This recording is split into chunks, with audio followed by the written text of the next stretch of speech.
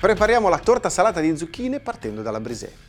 Aggiungo la farina in ciotola, unisco il burro, un pizzico di sale, con i polpastrelli cerco di amalgamare burro e farina e per ultimo verso l'acqua. Continuo a impastare. Ovvio, la pasta brisée si può anche comprare pronta, ma vuoi farla a mano? Che soddisfazione! Mi trasferisco sulla spianatoia e cerco di formare una palla liscia.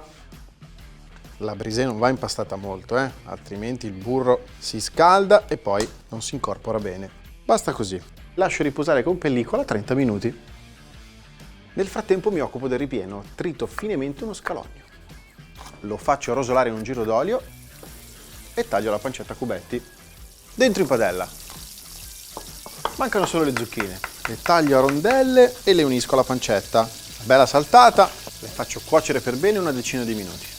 Guarda che bel colore. Spegniamo a fuoco. In una ciotola rompo 4 uova. Condisco con sale, pepe e parmigiano grattugiato. Aggiungo formaggiosità con scamorza a cubetti. È arrivato il momento per stendere la brisée. Mi aiuto con un po' di farina, sopra e sotto, e stendo col mattarello.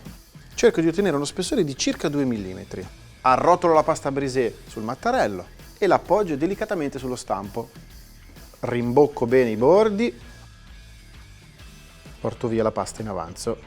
Con l'impasto rimanente ottengo delle losanghe. A questo punto unisco le zucchine ormai intiepidite alle uova, una bella mescolata e trasferisco il composto in tortiera.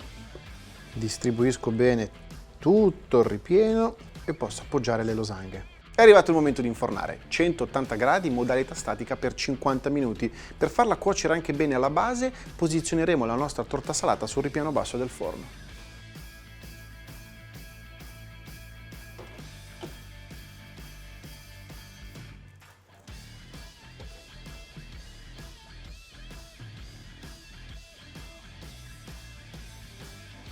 Cottura perfetta.